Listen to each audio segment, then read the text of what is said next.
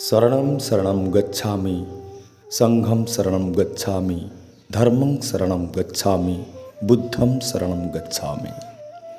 दिने गौतम बुद्ध को जड़े वृद्ध लोक आसी पचारे, हे महात्मा आपणकर प्रकृत परिचय कौन?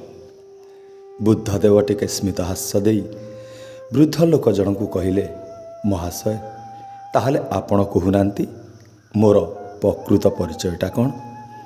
पुणी वृद्ध लोक जनक कहले, आपण तो सिद्धार्थ, हेले एमाने समस्ते आपण को बुद्ध बुद्ध बोली कहीं डाकुचंती? उत्तर रे गौतम बुद्ध कहले, आपण जहाँ कहउचंती ठीक एवं आपण जहाँ शुणुचंती मध्य ताहा ठीक। पुणी वृद्ध जनक कहले, आपणकर कहिबार तात्पर्य मु किछि बुझिपारिलिनि महात्मा।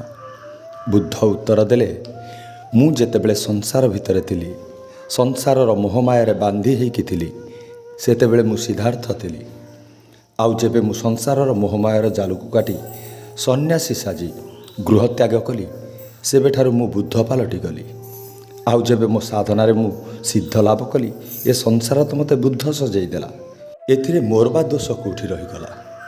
पुणी बुद्ध जनक पचारिले, आपण कोन आउ केबे घरकु फेरिबेनी? बुद्ध उत्तर देले, यह आउ केबे भी संभव नुहे। पुणी वृद्ध लोक जनक प्रश्न कले, हेले काहींकी? गौतम बुद्धंक पाखरे थिबा पात्र रे किछि छेना देखई वृद्ध लोक जनक पचारिले, यह कौन महाशय? वृद्ध लोक जनक उत्तर देले, ये तो छेना। पुणी बुद्ध पचारिले, यार पूर्व अवस्था कौन थिला? वृद्ध लोक जनक उत्तर देले, यार पूर्व अवस्था क्षीर थिला। टिके हसी दे गौतम बुद्ध कहले, एबे तो आपणकर प्रश्नर उत्तर आपनको मिलीगला।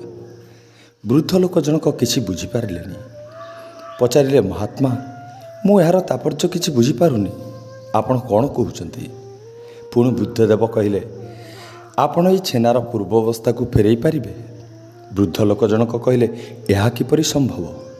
ताहले मु बुद्धरु पुणी सिद्धार्थ किपरि हेई पारिबे? सन्यासी पुणी संसारी किपरि हेई पारिबे? नियतिर नियम आउ ईश्वरंकर इच्छा को किए बा बदले दे पारे? समयटा केतेबेले काहाकू टाणी निए, काहीं जे केते दूरे।